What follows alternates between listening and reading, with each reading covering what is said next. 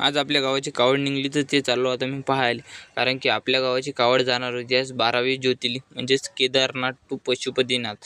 ते ही आपल्या गावाची कावडीचं दर्शन तर मग सगळ्यात आखरीलेच घेता येते. आता त्याच्या अगोदरनं मी चक्क आपल्या गावडीतनी महादेवच नाचू राहील. ते पहा कसे नाचू राहिले.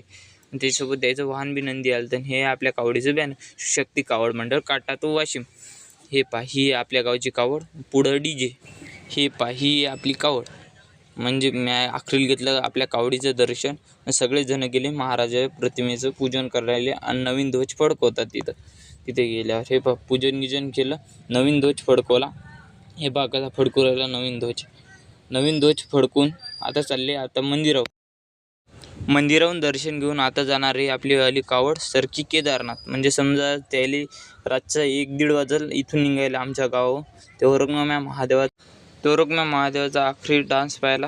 आणि आता चाललो आता मी घरी, कारण की उशीर वेळ झाला तर समजा 10 वाजले होते. आता भेटू दुसऱ्या ब्लॉग.